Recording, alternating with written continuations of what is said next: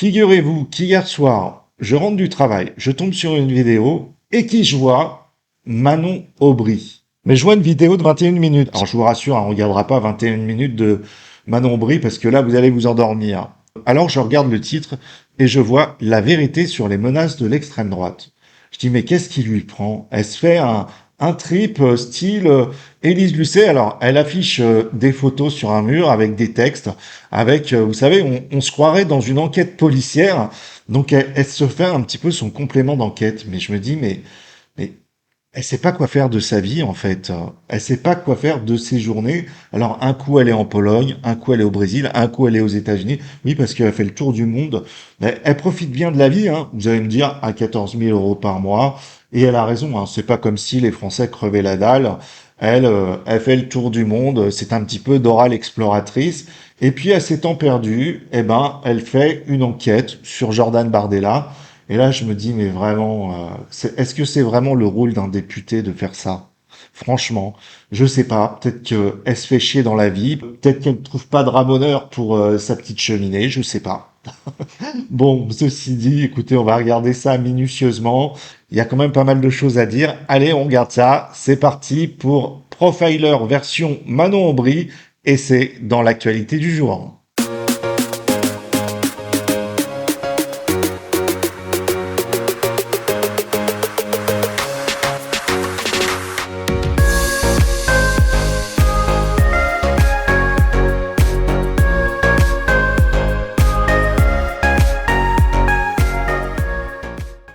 Ce que je vais vous présenter dans cette vidéo, vous pouvez être sûr que les médias de la sphère Bolloré, eux, n'en parlent pas.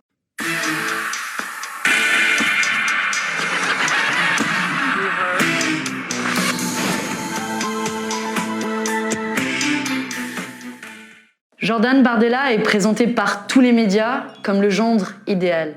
Mais en réalité, derrière le visage lisse, il y a le visage d'un monstre. Tapis dans l'ombre, c'est le monstre du fascisme. Celui qui entretient des liens avec des organisations terroristes. Celui de l'héritage néofasciste. Celui qui vote contre les droits des femmes, contre les droits des personnes handicapées. Donc Jordan Bardella, il est contre les femmes et contre les handicapés. Mais ce qu'on peut voir là, c'est que c'est complètement hallucinant. Mais la nana, elle a pété un plomb, quoi. C'est-à-dire qu'elle se fait son film. C'est un petit peu ça. Je pense qu'elle a regardé trop de, vous savez, de séries policières avec des agents qui mettaient sur un tableau les criminels. Vous voyez, on met les photos, on met des croix et tout. Non mais sérieux, faut arrêter. Hein. Franchement, faut arrêter la fumette. Hein. Bon allez, on continue.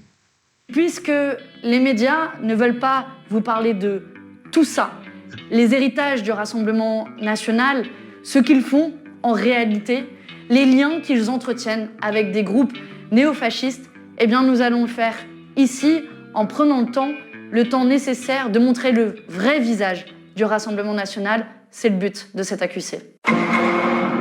C'est assez étrange et je me suis toujours demandé comment les journalistes sur des chaînes d'information ou plutôt de désinformation, notamment comme CNews, s'obsédaient pour nos votes sur certaines résolutions au Parlement européen, mais ne s'intéressaient jamais au vote de Jordan Bardella, qui pourtant est député au Parlement européen. Je sais, on a tendance à l'oublier.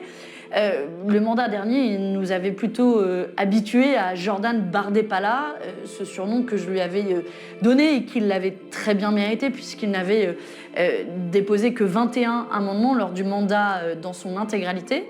Ce mandat-là, il est un petit peu plus présent pour voter et c'est là que ça devient intéressant, c'est d'aller regarder dans le détail ce que vote Jordan Bardella, ce que les médias français ne veulent pas vous dire, pour savoir ce que Surtout CNews, hein, parce que quand elle cite les médias français, c'est pas tous les autres médias, c'est pas France TV qui ont l'habitude de proposer leur propagande, c'est pas BFM TV, la chaîne pro-macroniste. Non, non, c'est CNews.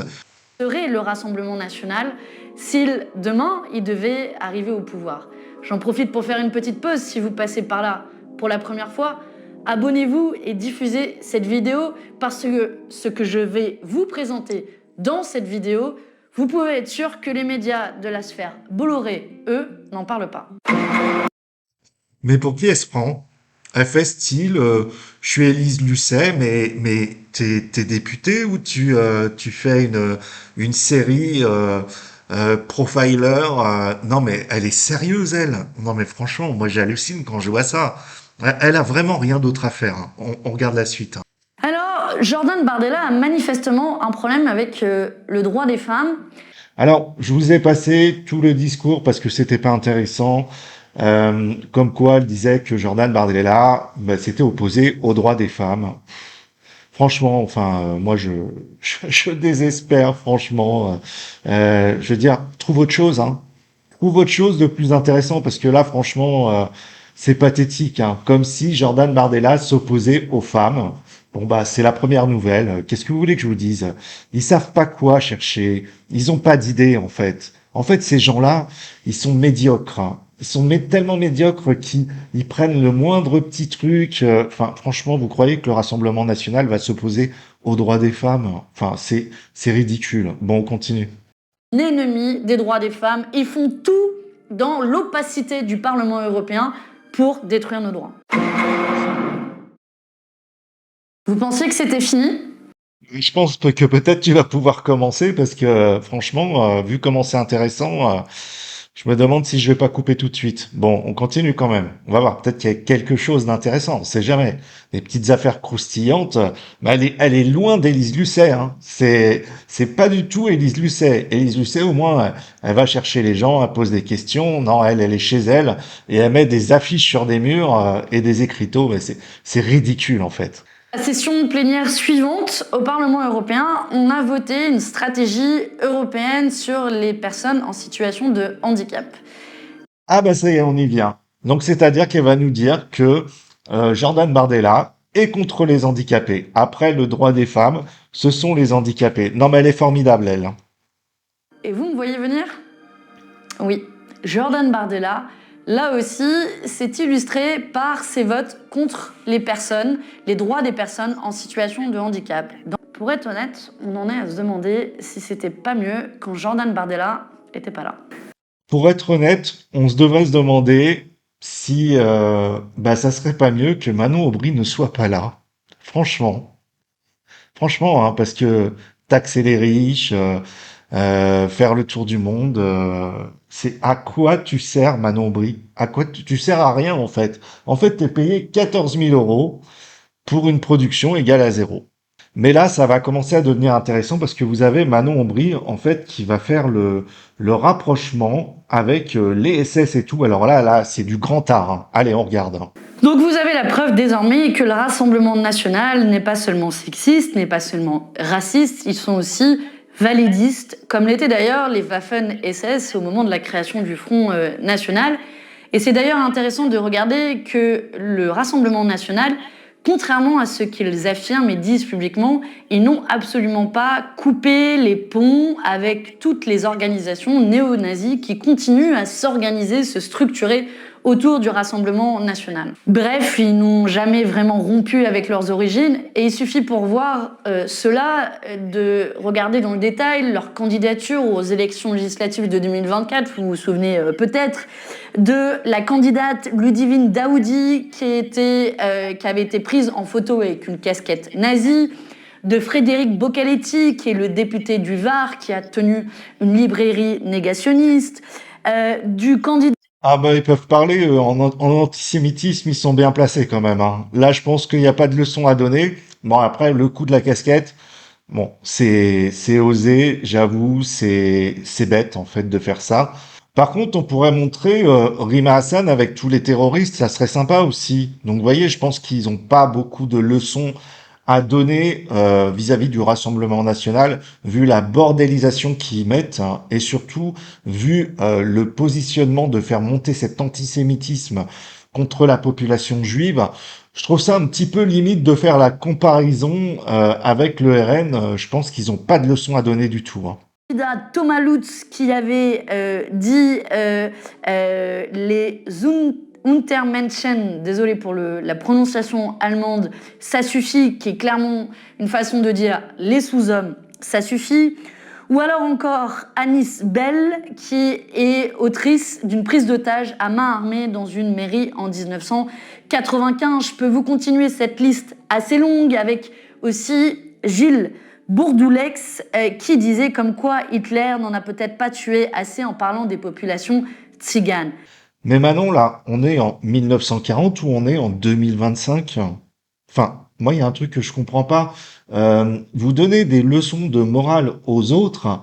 Vous avez plus de 4 bouquins sur l'antisémitisme, sur le rapport avec le terrorisme, qui sont sortis sur des faits avérés. Et l'autre, elle revient dans le passé, mais ça, c'est bien la gauche, hein, en relatant que, voilà, il y avait Hitler qui chassait les tziganes, que l'autre, il a dit ça. Non, mais sérieux. Et en plus, elle ose dire ça. Eux qui font monter l'antisémitisme, mais ça rappelle qui l'antisémitisme? Ça rappelle pas Hitler? Alors ensuite, je vais pas vous le passer parce que sinon ça va être trop long, c'est interminable. Elle fait le rapprochement, et c'est ça qui est exceptionnel, entre l'organisation, le GUTS, une organisation d'extrême droite, des financements qui passeraient par des élus RN, et puis ensuite elle redescend jusqu'à Mussolini, alors que Mussolini était un socialiste. C'était quelqu'un de gauche. Non, mais franchement, il faut arrêter la petite tambouille. Faut arrêter la fumette. Hein. Franchement, faut tout arrêter. Alors oui, c'est vrai que dans l'extrême droite, bah, il y avait des gens qui ont fait certaines bêtises. Hein. Il y a aussi des gens qui étaient pro Jean-Marie Le Pen. Je trouve que Marine Le Pen a quand même fait un travail exceptionnel en dédiabolisant ce parti. Remettre ça sur le dos de Jordan Bardella, franchement, c'est limite. Il était pas né de ce temps-là. Bon, voilà, Jordan Bardella est tout sauf un raciste. Et je trouve ça un petit peu gros, surtout pour un parti qui fricote avec les terroristes. Surtout quand dans ses rangs, on a Rima Hassan, où les tweets sont très vicieux et très pervers. Quand on a Raphaël Arnaud qui a été condamné, qui est fiché S et qui est élu de la République. Quand on a Thomas Porte qui vient fleurir la tombe des terroristes, quand on a Sophia Chikirou qui a été donc prise la main dans le sac pour détournement de fonds et en plus qui a des propos homophobes, quand on a le Roukmout, là, je sais plus comment il s'appelait, qui avait donc frappé sa femme, quand on a des militants qui avaient des attouchements sur des petites filles, quand on a des élus qui se droguaient au sein de gouvernement, venir faire une vidéo sur Jordan Bardella me paraît, il me semble, assez déplacé. Je pense que Jordan Bardella, on n'a pas grand-chose à lui reprocher. Alors, je dirais à Manon Aubry, lave déjà le linge sale que tu as chez toi, au lieu d'aller voir celui qu'il y a chez les autres. Sur ce, je vous dis à très bientôt pour de prochaines vidéos. Ciao!